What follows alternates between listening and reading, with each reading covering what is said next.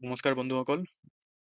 Director of education BTCৰ আণ্ডাৰত graduate teacher চান্তালীৰ কাৰণে এটা ভেকেণ্ট পোষ্ট ওলাইছে আৰু সেই পোষ্টখিনিৰ কাৰণে আপোনালোকৰ কি কি কোৱালিফিকেশ্যন লাগিব আৰু কেনেকৈ আপোনালোকে এপ্লাই কৰিব সেইটো ডিছকাছ কৰিম এই ভিডিঅ'।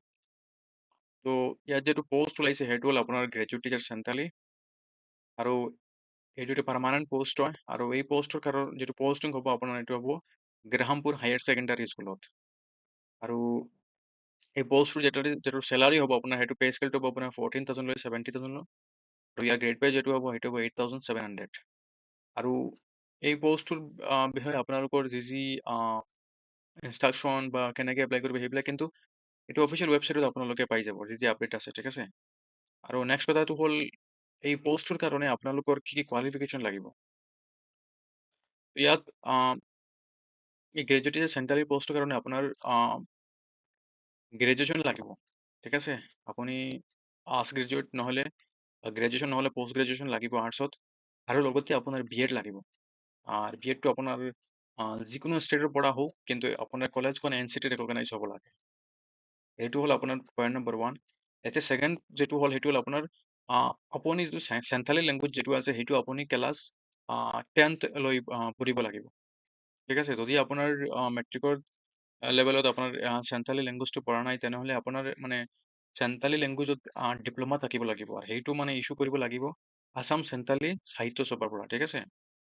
তো এইটো এটা ইম্পৰ্টেণ্ট পইণ্ট আপোনালোকে মনত ৰাখিব, এই পোষ্টটোৰ কাৰণে চেণ্ট্ৰেলি লেংগুৱেজ আপোনাৰ থাকিব লাগিব, ঠিক আছে। আৰু ইয়াত কৈছে আছামী মিডিয়াম স্কুল হ'লে আপোনাৰ আছামিজ থাকিব লাগিব HSLC লৈ আৰু ডিপ্ল'মা আছামিজ লেংগুৱেজ নাথাকিলে আপোনাৰ ডিপ্ল'মা আছামিজ লেংগুৱেজ থাকিব লাগিব, সেইটো কিন্তু আছাম সাহিত্য সভাৰ পৰা ইছ্যু হ'ব লাগে, ঠিক আছে। আৰু ইয়াত নেক্সট কথাটো হ'ল আপোনাৰ যদি ডিগ্ৰীটো আপুনি ডিষ্টেঞ্চৰ পৰা কৰিছে তেনেহ'লে যিটো মানে Krishnakanta Sandikoi state open university আৰু ইগনো বা ITOR, ঠিক আছে। তো এই ইউনিভাৰ্চিটিখনত আপোনাৰ ষ্টাডি চেণ্টাৰ কিন্তু আছামত থাকিব লাগিব যে আপুনি এইখনত আছেও, ঠিক আছে। তো এইকাৰণে আছিল আপোনাৰ এডুকেশ্যন কোৱালিফিকেশ্যন।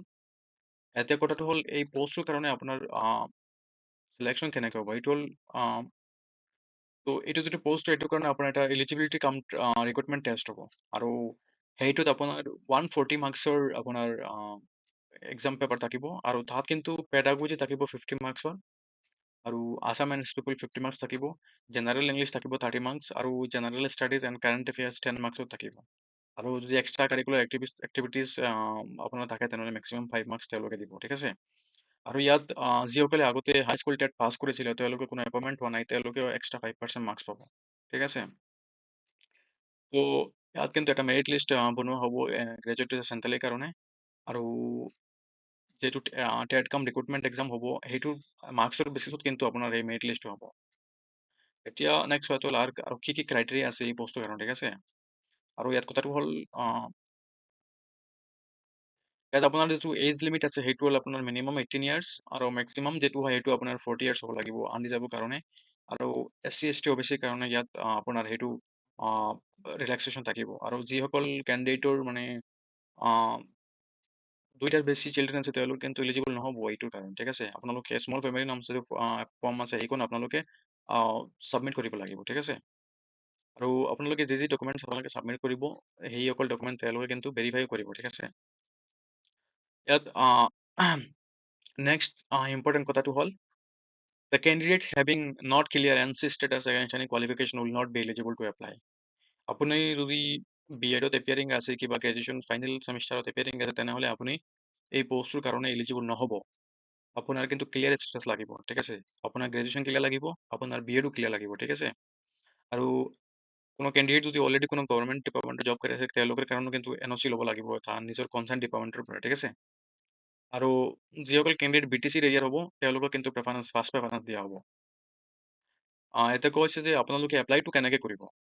তো যিসকল কেণ্ডিডেট পোষ্টৰ কাৰণে এপ্লাই কৰিব বিচাৰিছে তেওঁলোকে কিন্তু এই যে অফিচিয়েল ৱেবছাইট হয় education.boroland.gov.in এইটো ৱেবছাইটত গৈ এপ্লাই কৰিব লাগিব আৰু এপ্লাই ডেটটো হ'ল আপোনাৰ 20 আগষ্ট 2025 টু 5 ছেপ্টেম্বৰ 2025, ঠিক আছে। ডেটটো আপোনালোকে অলপ মনত ৰাখিব আৰু ইয়াত যি ডকুমেণ্টছ লাগিব বা যি আপডেটছ আহিব সেইখিনি আপোনাৰ এইটো যিটো ৱেবছাইট হয় education.boroland.gov.in এইটো ৱেবছাইটত আপোনালোকে পাই যাব যি আপকামিং ডকুমেণ্টছ আৰু এডেণ্ডাম যিসকল মানে তেওঁলোকে পাব্লিছ কৰিব, ঠিক আছে।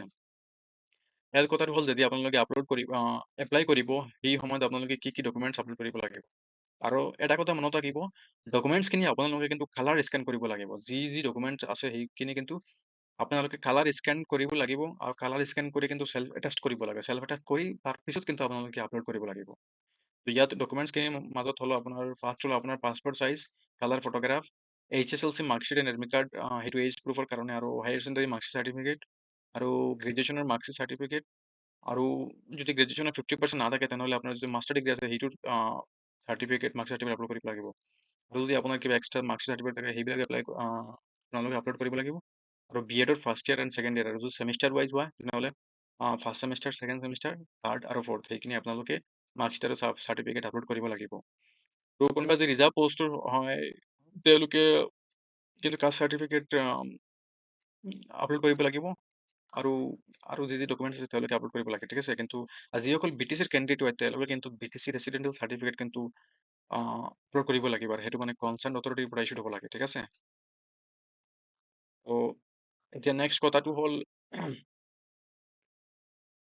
এইখিনি অলপ ইম্পৰ্টেণ্ট পইণ্টছ হয়, ঠিক আছে। আপোনালোকে অলপ ধ্যান দিব। ইয়াত কৈছে যে মানে এই পষ্টৰ কাৰণে আপোনালোকে কেৱল মাত্ৰ এবাৰহে এপ্লাই কৰিব পাৰিব, ঠিক আছে।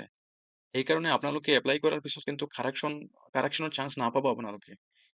সেইকাৰণে আপোনালোকে যেতিয়া এপ্লাই কৰিব অলপ কেয়াৰফুলি এপ্লাই কৰিব, কাৰণ যিটো এপ্লিকেশ্যন একবাৰ ছাবমিট কৰি দিব তাৰপিছত এইটো কিন্তু কাৰেকশ্যন নহ'ব, ঠিক আছে। আৰু কথাটো হ'ল অনলাইন এপ্লাই কৰাৰ পিছত আপোনালোকে যি যি ডকুমেণ্টছ ছাবমিট কৰিব, সেই ডকুমেণ্টছখিনি কিন্তু আপোনাৰ প্ৰিণ্ট আউট লৈ আপোনালোকে যেতিয়া আপোনাৰ ডকুমেণ্ট ভেৰিফিকেশ্যন হ'ব সেই টাইমত এইখিনি কিন্তু আপোনাৰ লৈ যাব লাগিব। আৰু আপোনালোকে ফৰ্মটো ছাবমিট কৰাৰ পিছত আপোনালোকে এটা ইউনিক নাম্বাৰ পাব, সেইটো আপোনালোকৰ কিন্তু ফিউচাৰ ৰেফাৰেঞ্চৰ কাৰণে আপোনালোকে লিখি ৰাখিব। আৰু ইয়াত কথাটো হ'ল যিসকল কেণ্ডিডেটছে মানে ৰিটেন টেষ্টত ফেইল কৰিব বা ডকুমেণ্টছখিনিও তেওঁলোকৰ মেচিং নহ'ব, তেওঁলোক কিন্তু এপইণ্টমেণ্টৰ কাৰণে এলিজিবল নহ'ব। এইখিনি ডকুমেণ্ট আপোনাৰ কালাৰ আপলোড কৰিব লাগিব, ঠিক আছে। এইটো অলৰেডি আগতে ডিছকাছ কৰিলোঁ। তো এইখিনি আছিল, আৰু আপোনালোকে এই এডভাৰটাইজটো আপোনালোকে অফিচিয়েল ৱেবছাইটৰ পৰা ডাউনলোড কৰি ল'ব। ডাউনলোড কৰি আপোনালোকে এইটো যি যি ইনষ্ট্ৰাকশ্যন দিয়া আছে সেইখিনি আপোনালোকে অলপ ভালকৈ পঢ়ি ল'ব। পঢ়াৰ পিছত আপোনালোকে যি যি ডকুমেণ্টছ আছে সেইখিনি ৰেডি কৰি তাৰপিছত আপোনালোকে এপ্লাই কৰিব, কাৰণ কিন্তু ইয়াত কাৰেকশ্যন কৰাৰ চান্স নিদিব তেওঁলোকে, ঠিক আছে। আৰু ইয়াৰ আপোনালোকে এইটো এডভাৰটাইজমেণ্টটো আপোনালোকে ডাইৰেক্টৰ অফ এডুকেশ্যন চাৰ্চ মাৰিব, তাৰপিছত ডাইৰেক্টৰ অফ এডুকেশ্যন BTC মাৰাৰ পিছত আপোনালোকে ৱেবছাইট গৈ সেইটো পাই যাব, ঠিক আছে। তো এইটো আছিল এই ভিডিঅ'ত, আৰু চেনেলটো যদি আপোনাৰ কাৰণে হেল্পফুল হয় তেনেহ'লে চেনেলটো ছাবস্ক্ৰাইব কৰি দিব, কাৰণ ইয়াত যি যি আপকামিং জব ভেকেঞ্চি ওলাব সেইখিনিৰ আপডেট মই দিম এই চেনেলটোত, ঠিক আছে। ধন্যবাদ।